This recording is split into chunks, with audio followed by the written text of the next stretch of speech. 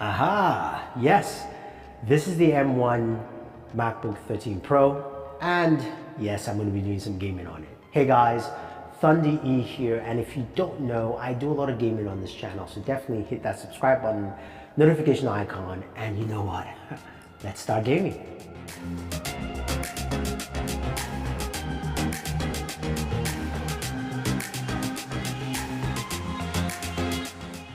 Alright guys, the M1 MacBook Pro 13 is finally here, and we've seen a lot of rave reviews from everyone. Dave2D, Matthew Monans, everyone has talked about how good this device is. Well, I'm here to do some gaming on the device and maybe even pump a few brakes as well. So starting off with what I have here, it's 16 gigabytes of RAM, I've got 512 gigabytes of storage. It's a MacBook 13 Pro, so it's got a fan built into it as well. Lovely display. Yes, I know you guys want that wallpaper with Darkseid and Superman, so check out the link in the description. And it's also running Big Sur. And Big Sur has some nice additives to it. I am not a Mac user. I realize now more than ever, I'm still not a Mac user. But I do like some of the additions they had. The notification center is really nice. The way that you have your current apps and what you're running, and a preview at the bottom also works out pretty well for me. There's just some things that I just don't like. But that's not why we're here. We're here to check out what it does performance-wise. And we've seen some of the benchmarks, and this thing is truly quite interesting and a performance house. So the Cinebench R23 single core test, I did mine as well, 1500. It's pretty solid, really solid, quite impressive. Now the multi-core also was really good, doesn't beat out desktop processors, but again, for Apple's first try, this was a really solid game changer. Now you have a system here that is 5nm chipset in there, and we want to take a look at some of the games. But before you do that, you need to know the kind of applications you can run.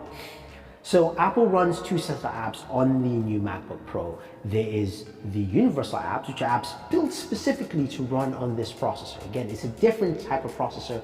It's not x86, which you have with Intel or AMD. This is ARM, similar to what you have on your iPad or your iPhone. So you have to put it in that perspective. And universal apps on these run like a beast. Universal games run really well. So Asphalt 8 ran smooth, no problem.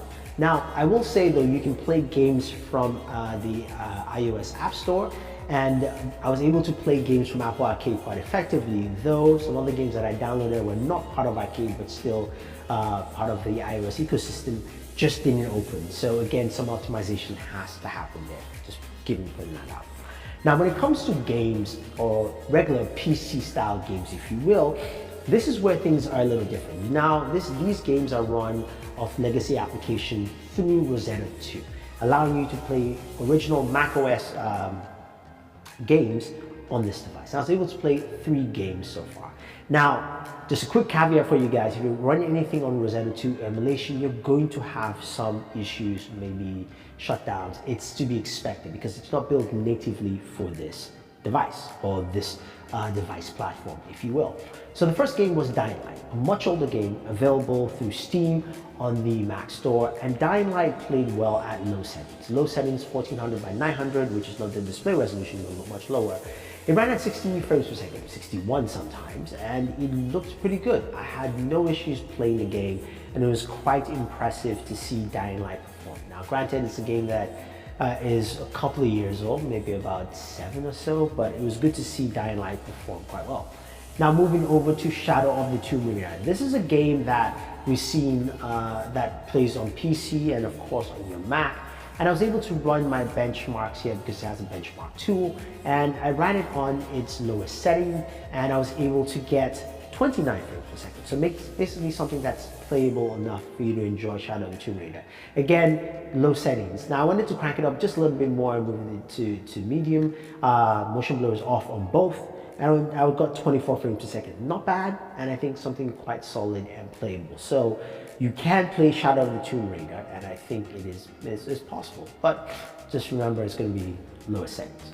Now moving over to a game that Apple probably wish they could showcase, I think, but of course the legal issues going around. But I installed the Epic's Game Store because you can do that, and I was able to install Fortnite.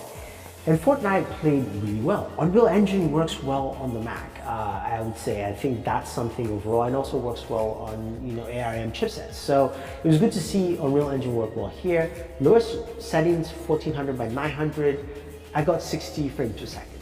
Ran well, no slowdowns. Able to bump into the highest resolution, and I was getting about 30 frames per second. So gaming on here, so you're playing a game like Fortnite, you can play Fortnite well and enjoy it. Not a problem. Now, there are some caveats to gaming on this device. So for instance, the Epic Game Store itself ran really slow, and also Steam also ran very slow. It was just choppy going through menus. Certain legacy applications like Chrome even ran slow. Granted, there is going to be Chrome for universal apps, but Chrome, just regular Chrome, if you will, just ran a bit choppy as well. I also had some shutdowns, and one of them was Borderlands 3, which I'm not showing you the game because it could not run. For whatever reason, it started up and then it shut down. So again, you're gonna face those kind of issues. But I think what it tells me is that it is possible. Now you're wondering about temperatures. I was able to play for a while and got about in between some of my gaming sessions, I got between 105, which is probably the lowest, to about 100 and I'll say maybe like 107 or so.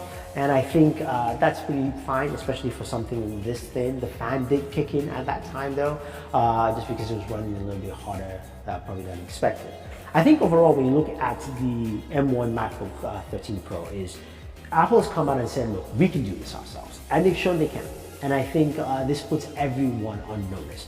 But the big caveat here is that things run well on universal apps.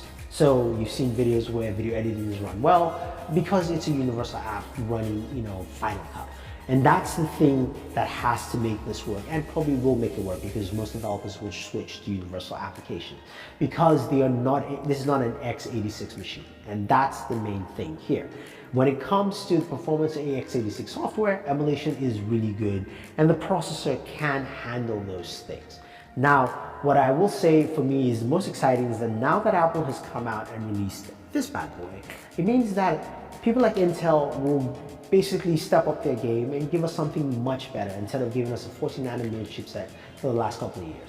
We know AMD's been moving up as well, so we're going to see something better from them in the future.